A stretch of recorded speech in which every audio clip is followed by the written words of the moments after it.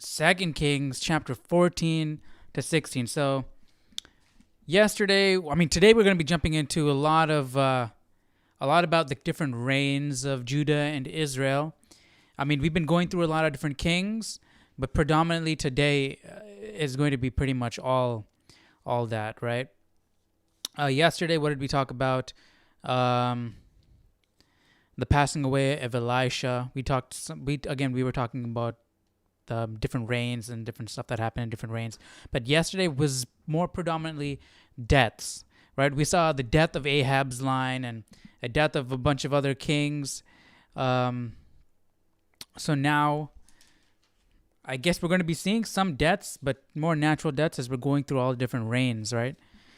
So let's jump into chapter 14 with Amaziah reigning in Judah.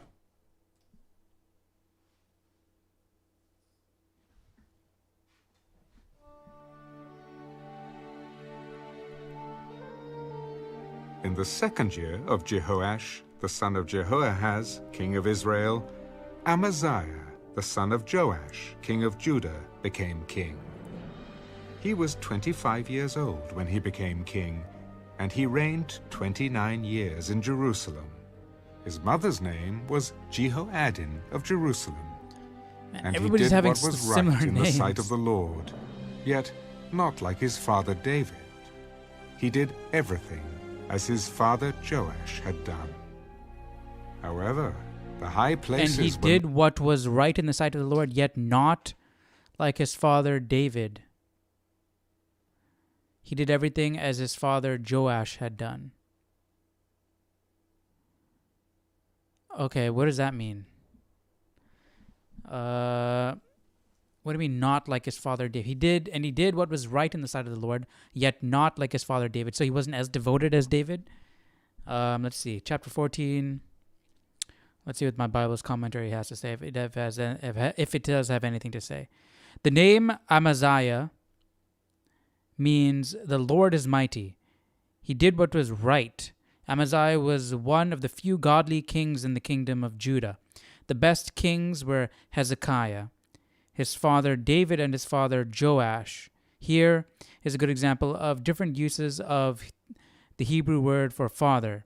It can signify either remote or immediate ancestry. I assume that. I don't think they meant literally his father David. Like his father Jehoash before him, Amaziah allowed worship at the high places. This practice would blossom into open idolatry in the reigns of subsequent kings. So it looks like we have another Solomon all over again. So that could be what it means when it's saying he did what was right in the sight of the Lord, yet not like David, not like his father David. He did everything as his father Joash had done, right? And so he was more like Joash and not like David because he kept the high places still intact. And the high places were what Solomon had built after succeeding to the demands or the pleas of his wives regarding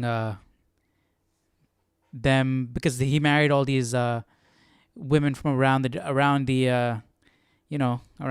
area, and they had pagan practices, and then they brought in their ideals and their ways, and Solomon was influenced by it and built the high places where they could go and worship their gods. So it looks like that's odd, right? At first I'm thinking like maybe these high places were built in such a way that they have become integral to the structure of the city, and maybe they started using them as places to worship God, right? Having more than one location, which is odd because, that's why the temple was there, but maybe make it more convenient. But it looks like they are using it still to pray to their idols. However, the high places were not taken away, and the people still sacrificed and burned incense on the high places, right? By saying, however, the high places were not taken away, and having that connected to, he did everything as his father Joash had done, yet not like his father David, right? Everything right in the sight of the Lord. However, the high places were not taken away. It points to the idea that these high places were still being used for things that, some idolatry type whatnots. So that's unfortunate. I wonder why. I guess he didn't want to. He wanted to keep them happy, while just try and play both sides, not displease anybody. Not taken away. But he did what was right in the sight of the Lord.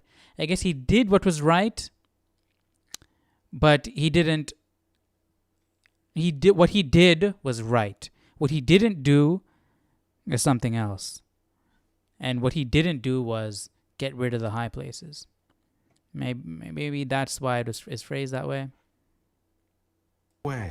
Because another right thing would do by the sight of the Lord would be to get rid of the high places.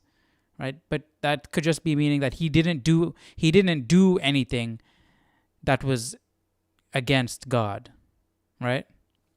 But I guess keeping the high places intact is an inaction, but it also is allowing something that God doesn't approve of.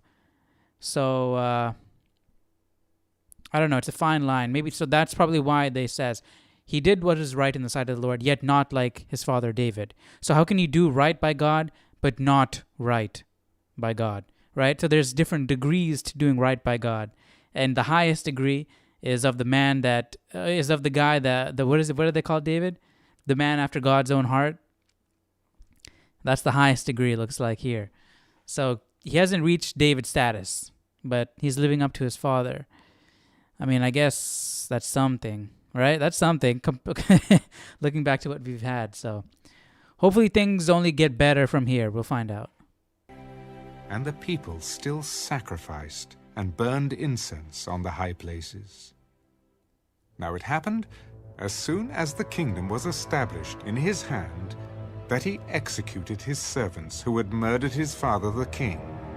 But the children of the murderers he did not execute, according to what is written in the book of the law of Moses, in which the Lord commanded, Fathers shall not be put to death for their children, nor shall children be put to death for their fathers. But a put to death. person shall be put to death for his own sin. Okay. Because I guess the death penalty is different than other punishments, right? Because remember, like after what Solomon did, bringing the high places and all that stuff, God didn't want to punish Solomon, like take the throne away from Solomon, because he promised David. He made a covenant with David. And so out of respect for David, he didn't take the throne away from Solomon. He did all that stuff with his son, David, with Solomon's son, right? But Solomon's son was also continued with the pagan ways. So he was also deserving of it. I'm curious if Solomon's son wasn't down with the paganism, would God have done something to punish Solomon that's a hypothetical. We can't really go into that simply because we don't know, because it never happened. But it's just an interesting thought, because here it says, fathers shall not be put to death for their children, nor shall children be put to death for their fathers. Yet Solomon's son was punished for his father's actions. But then again, see, Solomon's son also committed those actions. So it's just, what if Solomon didn't? But the thing is that God had told Solomon that he would punish his son for his actions, punish Solomon's son for Solomon's actions. So by saying it ahead of time, if Solomon's son didn't do something wrong, would he still have been punished? That's the interesting question. Because nor shall children be put to death for their fathers. Again, another difference is that we're talking about the death penalty. So that needs to be taken into account as well. Sin. He killed 10,000 Edomites in the valley of Salt, and took Selah by war, and called its name Jacthiel to this day. Then Amaziah sent messengers to Jehoash, the son of Jehoahaz, the son of Jehu, king of Israel. Come, let us face one another in battle. And Jehoash, king of Israel, sent to Amaziah, king of Judah, The thistle that was in Lebanon sent to the cedar that was in Lebanon, saying, Give your daughter to my son as wife. And a wild beast that was in Lebanon passed by and trampled the thistle. You have indeed defeated Edom, and your heart has lifted you up. Glory in that, and stay at home. For why should you meddle with trouble so that you fall, you and Judah with you? But Amaziah would not heed. Therefore Jehoash, king of Israel, went out. So he and Amaziah, king of Judah, faced one another at Beth Shemesh, which belongs to Judah. And Judah was defeated by Israel, and every man fled to his tent. Then Jehoash, king of Israel, captured Amaziah, king of Judah, the son of Joash, the son of Ahaziah, at Beth Shemesh. And he went to Jerusalem and broke down the wall of Jerusalem from the gate of Ephraim to the corner gate, 400 cubits. And he took all the gold and silver, all the articles that were found in the house of the Lord and in the treasuries of the king's house, and hostages, and returned to Samaria. Now the rest of the acts of Jehoash, which he did, his might, and how he fought with Amaziah, king of Judah, are they not written in the book of the Chronicles of the kings of Israel? So Jehoash rested with his fathers, and was buried in Samaria with the kings of Israel. Then Jeroboam his son reigned in his place.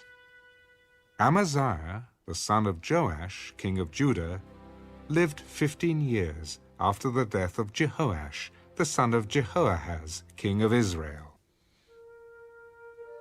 Now the rest of the acts of Amaziah, are they not written in the book of the Chronicles of the kings of Judah? We need that book. And they formed a conspiracy against him in Jerusalem. And he fled to Lachish, but they sent after him to Lachish and killed him there. Then they brought him on horses, and he was buried at Jerusalem with his fathers in the city of David. And all the people of Judah took Azariah, who was 16 years old, and made him king instead of his father Amaziah. He built Elath and restored it to Judah after the king rested with his fathers. In the 15th year of Amaziah, the son of Joash, king of Judah, Jeroboam, the son of Jehoash, king of Israel, became king in Samaria, and reigned 41 years. And he did evil in the sight of the Lord. He did not depart from all the sins of Jeroboam, the son of Nebat, who had made Israel sin. He restored the territory of Israel from the entrance of Hamath to the sea of Arabah, according to the word of the Lord God of Israel, which he had spoken through his servant Jonah, the son of Amittai, the prophet, who was from Gath-hepher. For the Lord saw that the affliction of Israel was very bitter, and whether bond or free, there was no helper for Israel. And the Lord did not say that he would blot out the name of Israel from under heaven, but he saved them by the hand of Jeroboam, the son of Jehoash. Now the rest of the acts of Jeroboam, and all that he did, his might, how he made war, and how he recaptured for Israel from Damascus and Hamath what had belonged to Judah, are they not written in the book of the Chronicles of the kings of Israel? So Jeroboam rested with his fathers, the kings of Israel. Then Zechariah his son reigned in his place.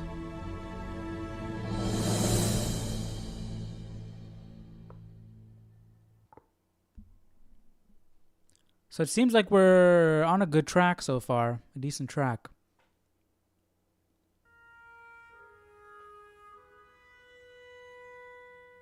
In the 27th year of Jeroboam, king of Israel, Azariah, the son of Amaziah, king of Judah, became king. He was 16 years old when he became king, and he reigned 52 years in Jerusalem. His mother's name was Jecoliah of Jerusalem, and he did what was right in the sight of the Lord, Good. according to all that his father Amaziah had done, except that the high places were not removed. The people still sacrificed and burned incense on the high places. Then the Lord struck the king, so that he was a leper until the day of his death. Oh. So he dwelt in an isolated house. And Jotham, the king's son, was over the royal house, judging the people. That's interesting. Why did he get struck with leprosy? He did what was right in the sight of the Lord, according to that of his father Amaziah had done, except that the high places were not removed, and the people still sacrificed and burned incense on the offering places. I mean, the high places hasn't been removed at all.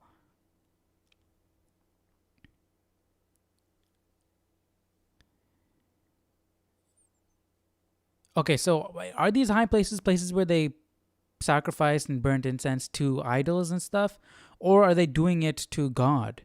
And they shouldn't be. They should be using the facilities at the temple. Interesting. Let's see if my Bible says anything.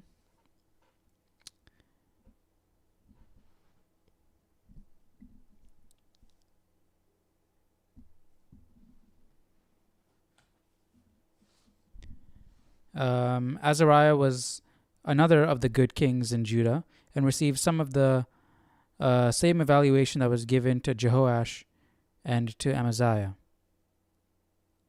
Yeah, I didn't say anything. Let's look it up. The high places.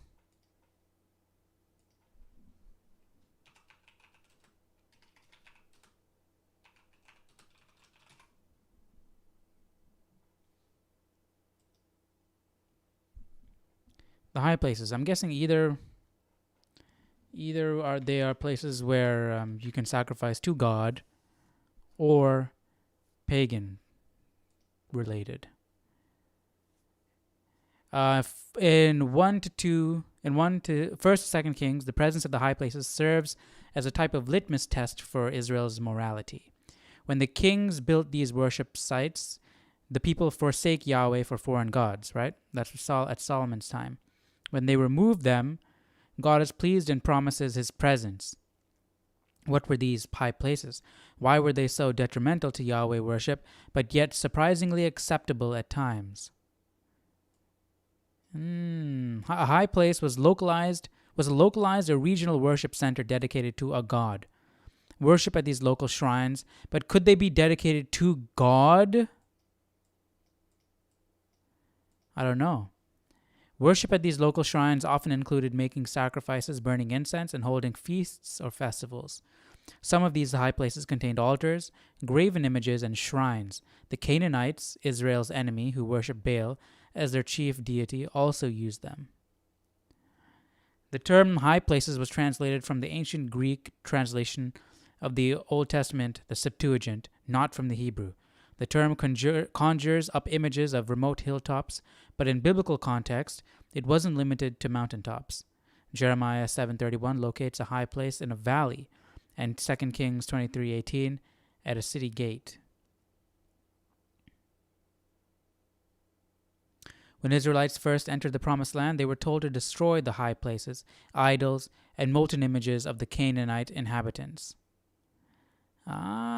Did they use the exact phrase high places? Because that would be some major evidence to the fact that they were only used or mainly used for drive out all the inhabitants of the land before you, destroy all their carved images and their cast idols, and demolish all their high places. There we go. They were also instructed not to worship at the high places that were Canaanite sites. They were told Yahweh wanted to be worshipped in another way. You shall not worship the Lord your God in that way, but you shall seek the place that the Lord your God will choose out of all your tribes to put his name and make his habitation there, the temple. And prior to that, the tabernacle. Until a temple to Yahweh was built, the Israelites primarily worshipped Yahweh at a local center of worship, a practice that was not condemned. The prophet Samuel blessed sacrifices that were offered at high places. Solomon sacrificed 1,000 burnt offerings on the altars in Gibeon. In 1 Kings 3:2, we find these high places were intended to serve Israel's worshiping needs for a season, because no house had been built for the name of the Lord. See, that's what I was talking about. So I'm going to put this down in the comment section. But you can see the murky middle, right? What were these designed for? How are they used currently? It's a slippery slope. But you could argue that they could be used like a church, right? There's no one church in the U.S. that everybody has to go to, right? There's churches all over the place, and you go to the one closest to you. So could these high places be used like that? You go to the one that's closest to you and worship God there instead of going to the temple? If they were only used for idolatry and pagan worship, completely understand. But is that the reason why they weren't being taken down? Is because they were used for worshiping the Lord God? That's what I would like to know. Son was over the royal house, judging the people of the land. Now the rest of the acts of Azariah and all that he did, are they not written in the book of the Chronicles of the kings of Judah? I wouldn't So know. Azariah rested with his fathers, and they buried him with his fathers in the city of David. Then Jotham his son reigned in his place. In the 38th year of Azariah, king of Judah, Zechariah... See, this is how they're doing this. I don't understand this commentary. They're jumping. Okay, so we had Azariah reigning Judah. So we finished Azariah. Azariah passed away, and now we're jumping back in time to the 30th year of Azariah, because now we're switching to Israel. So Azariah finished, now we're going back, finishing Zechariah and all the reigns that reigned during Azariah, and then we'll jump back to Judah again. Zechariah, the son of Jeroboam, reigned over Israel in Samaria 6 months. And he did evil in the sight of the Lord, as his fathers had done. He did not depart from the sins of Jeroboam, the son of Nebat, who had made Israel sin. Then Shallum, the son of Jabesh, conspired against him. Every single time they say that name, they're saying that. In front of the people, and he reigned in his place. Now the rest of the acts of Zechariah, indeed they are written in the book of the Chronicles of the kings of Israel. This was the word of the Lord which he spoke Indiana to Jones Jehu. music. Your sons shall sit on the throne of Israel to the 4th generation. Yep, that's what God said. And so it was. Shallum, the son of Jabesh, became king in the 39th year of Uzziah, king of Judah, and he reigned a full month in Samaria. For Menahem, the son of Gadai, went up from Tirzah, came to Samaria, and struck Shallum, the son of Jabesh, in Samaria, and killed him. And he reigned in his place. Now the rest of the acts of Shallum, and the conspiracy which he led, indeed they are written in the book of the Chronicles of the kings of Israel. Then, from Tirzah, Menahem attacked Tifsah, all who were there, and its territory. Because they did not surrender, therefore he attacked it. All the women there who were with child, he ripped open. In the 39th year of Azariah, king of Judah, Menahem, the son of Gadai, became king over Israel, and reigned 10 years in Samaria. And he did evil in the sight of the Lord. He did not depart all his days from the sins of Jeroboam, the son of Nebat, who had made Israel sin. Pul, king of Assyria, came against the land. And Menahem gave Pul 1,000 talents of silver, that his hand might be with him to strengthen the kingdom under his control. And Menahem exacted the money from Israel, from all the very wealthy, from each man 50 shekels of silver, to give to the king of Assyria. So the king of Assyria turned back, and did not stay there in the land. Now the rest of the acts of Menahem, and all that he did, are they not written in the book of the Chronicles of the kings of Israel? So Menahem rested with his fathers. Then Pekahiah, his... And they're referencing this Chronicles of the kings of Israel and of Judah so much. Why? It should have been kept in the Bible. It should have been put in the Bible for us to reference also. I want to know, how did it get lost? Where did it get lost to? When it got lost? Why don't we have it anymore today? Son reigned in his place. In the 50th year of Azariah, king of Judah, Pekahiah, the son of Menahem, became king over Israel in Samaria, and reigned 2 years. And he did evil in the sight of the Lord. He did not depart from the sins of Jeroboam, the son of Nebat, who had made Israel sin. Then Pekah, the son of Remaliah, an officer of his, conspired against him, and killed him in Samaria, in the citadel of the king's house, along with Agab and Ariah, and with him were 50 men of Gilead. He killed him and reigned in his place. Now the rest of the acts of Pekahiah and all that he did, indeed, they are written in the book of the Chronicles of the kings of Israel. In the 52nd year of Azariah, king of Judah, Pekah, the son of Remaliah, became king over Israel in Samaria, and reigned 20 years. And he did evil in the sight of the Lord. He did not depart from the sins of Jeroboam, the son of Nebat, who had made Israel sin. In the days of Pekah, king of Israel, Tiglath-Pileser, king of Assyria, came and took Ijon, Abel-Beth-Maachah, Janoah, Kedesh, Hazor, Gilead, and Galilee, all the land of Naphtali. And he carried them captive to Assyria. Then Hoshea, the son of Elah, led a conspiracy against Pekah, the son of Remaliah, and struck and killed him. So he reigned in his place in the 20th year of Jotham, the son of Uzziah. Now the rest of the acts of Pekah, and all that he did, indeed they are written in the book of the Chronicles of the kings of Israel. In the 2nd year of Pekah, the son of Remaliah, king of Israel, Jotham, the son of Uzziah, king of Judah, began to reign.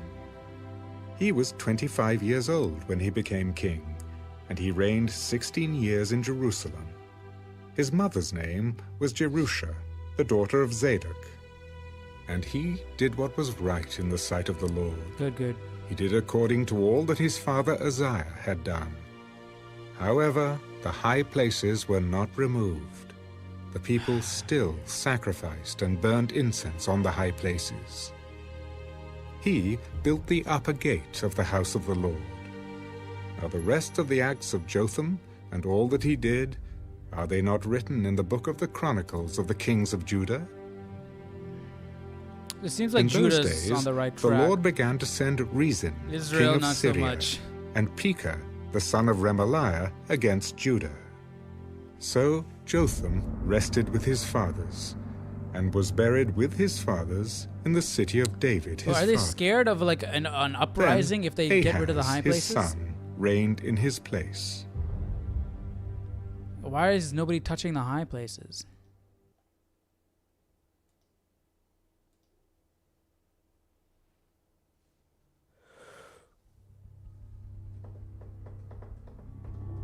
In the 17th year of Pekah, the son of Remaliah, Ahaz, the son of Jotham, king of Judah, began to reign. Ahaz was 20 years old when he became king, and he reigned 16 years in Jerusalem. And he did not do what was right in the sight of the Lord his God, as his father David had done. But he walked in the way of the kings of Israel. Indeed, he made his son pass through the fire, according He to the sacrificed his son? abominations of the nations whom the Lord had cast out from before the children of Israel. And he sacrificed and burned incense on the high places, on the hills, and under every green tree. Then Rezin, king of Syria, and Pekah, Actually, the there's son of definitely still a time Remaliah, with the king of high places in Israel, paganism. came up to Jerusalem to make war. And they besieged Ahaz, but could not overcome him. At that time, Rezin, king of Syria, captured Elath for Syria, and drove the men of Judah from Elath. Then the Edomites went to Elath, and dwell there to this day. So Ahaz sent messengers to Tiglath-Pileser, king of Assyria. I am your servant and your son. Come up and save me from the hand of the king of Syria and from the hand of the king of Israel, who rise up against me.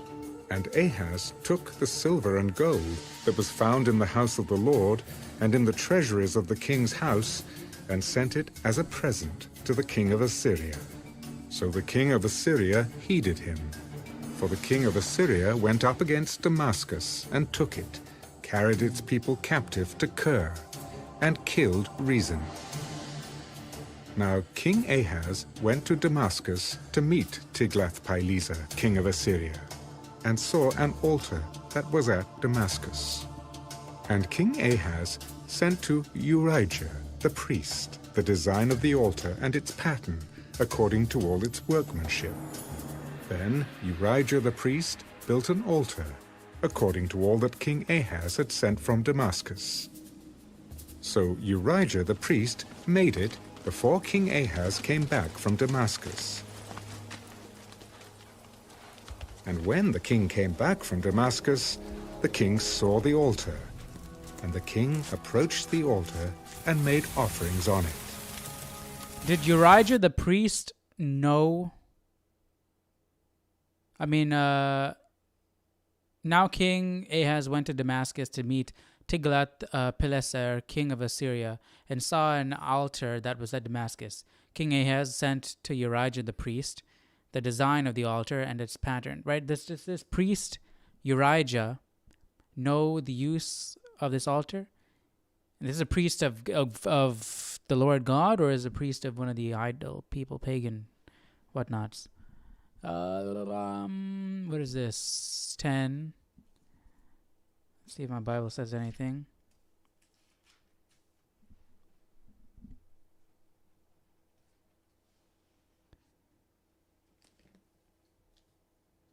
Having been summoned to Damascus by Tiglath-Pileser III, Ahaz saw a pagan altar that suited his tastes. His use of the altar to make sacrifices to God dishonored Ahaz's essential paganism. Underscored Ahaz's essential paganism. His paganism was also evident in many other religious innovations. Ahaz was so far in his apostasy as to shut the doors of the temple. Wow. So he sacrificed to God on a pagan altar? When the king came back from Damascus, the king saw the altar, and the king This approached Urijah is the probably altar and made a offerings priest on it. of the true God, one true So God. he Lord burned God. his burnt offering and his grain offering, and he poured his drink offering, and sprinkled the blood of his peace offerings on the altar. He also brought the bronze altar which was before the Lord from the front of the temple, from between the new altar and the house of the Lord, and put it on the north side of the new altar. Then King Ahaz commanded Urijah the priest, On the great new altar, burn the morning burnt offering, the evening grain offering, the king's burnt sacrifice, and his grain offering, with the burnt offering of all the people of the land, their grain offering and their drink offerings, and sprinkle on it all the blood of the burnt offering and all the blood of the sacrifice. And the bronze altar shall be for me to inquire by. Thus did Urijah the priest, according to all that King Ahaz commanded. And King Ahaz cut off the panels of the carts, and removed the lavers from them. And he took down the sea from the bronze oxen that were under it. Remember, we were talking about this. We've been going over Solomon's temple.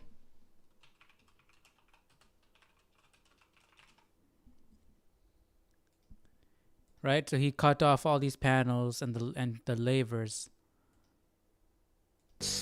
And removed the lavers from them. And he took down the sea from the bronze oxen. The sea was... let's look at this. This is the sea right here. That were under it, and put it on a pavement of stones. Also he removed the Sabbath pavilion, which they had built in the temple, and he removed the king's outer entrance from the house of the Lord, on account of the king of Assyria. Now the rest of the acts of Ahaz, which he did, are they not written in the book of the Chronicles of the kings of Judah? So Ahaz rested with his fathers, and was buried with his fathers in the city of David. Then Hezekiah his son reigned in his place.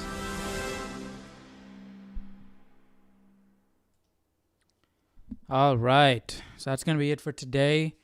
Man, hopefully things turn around tomorrow.